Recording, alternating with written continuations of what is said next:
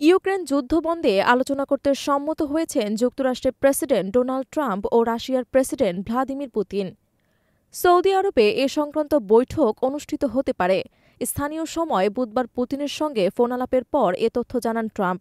British সংবাদ মাধ্যম BBC এক প্রতিবেদনে জানিয়েছে, ফোন কলে পুতিনের সঙ্গে দীর্ঘ ও ফলপ্রসূ আলোচনা হয়েছে বলে জানিয়েছে মার্কিন প্রেসিডেন্ট।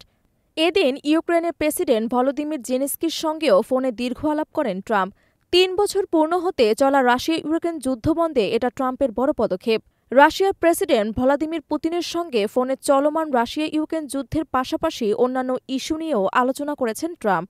নিজের সোশ্যাল মিডিয়া প্ল্যাটফর্ম ট্রুথ সোশ্যালে মার্কিন প্রেসিডেন্ট লিখেছেন, আমরা ইউক্রেন, মধ্যপ্রাচ্য, জ্বালানি, কৃত্রিম বুদ্ধিমত্তা সহ নানা ইস্যুতে আলোচনা করেছি।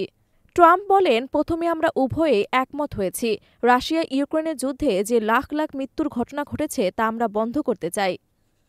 রুশ প্রেসিডেন্টের সঙ্গে আলাপের পর ইউক্রেনের প্রেসিডেন্ট ভলোদিমির জেলেনস্কির সঙ্গেও টেলিফোনে কথা বলেন ট্রাম্প। জেলেনস্কি জানান, যুদ্ধ বন্ধ ও শান্তি প্রতিষ্ঠায় একটি স্থায়ী সমাধানে তিনি মার্কিন প্রেসিডেন্টের সঙ্গে কাজ শুরু করেছেন।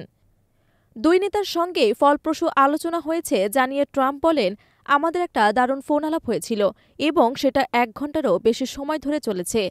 প্রেসিডেন্ট জেলেনস্কির সঙ্গেও আমার একটা খুব ভালো ফোন আলাপ হয়েছে। আমার মনে হয় আমরা শান্তির পথে এগিয়ে যাচ্ছি। প্রেসিডেন্ট পুতিন এবং প্রেসিডেন্ট জেলেনস্কিও শান্তি চান। আমি শুধু দেখতে চাই মানুষ হত্যা বন্ধ হোক। এর আগে বুধবার মার্কিন প্রতিরক্ষামন্ত্রী পিট হেগসেথ ইউক্রেনের ন্যাটোতে যোগদানকে অবাস্তব বলে মন্তব্য করেন। তিনি বলেন, যুক্তরাষ্ট্রের প্রাধান্য এখন নিজের সীমান্ত সুরক্ষা ও চীনকে মোকাবিলা করা। তাই ইউরোপ কিংবা ইউক্রেনের নিরাপত্তাকে অগ্রাধিকার দেবে না তারা। দ্বিতীয়বার যুক্তরাষ্ট্রের ক্ষমতায় ফিরেও ট্রাম্প বলেছিলেন, তিনি রাশিয়া ইউক্রেনের মধ্যে যুদ্ধের অবসান চান। ১ মাস যেতে না যেতেই সেই প্রতিশ্রুতি বাস্তবায়নে উদ্যোগ নিলেন মার্কিন প্রেসিডেন্ট। প্রসঙ্গত, ২০২০ সালের ফেব্রুয়ারিতে ইউক্রেনের রাশিয়ার সামরিক বাহিনীর সর্বাত্মক হামলা শুরুর পর থেকে পূর্ব ইউরোপের একটি দেশটিতে হাজার হাজার বেসামরিক নাগরিক নিহত হয়েছেন।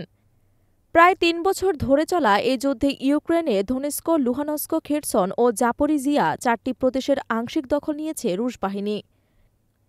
এই ৪ প্রদেশে রাশিয়ার দখলে যাওয়া অংশের সম্মিলিত আয়তন ইউক্রেনের মোট ভূখণ্ডের ১/৫। অবশ্য যুদ্ধরত এই দুই দেশের কেউই তাদের নিজস্ব ক্ষয়ক্ষতির সঠিক তথ্য প্রকাশ না করলেও পশ্চিম গোয়েন্দা সংস্থাগুলো হতাহতের সংখ্যা কয়েক লাখ বলে অনুমান করছে।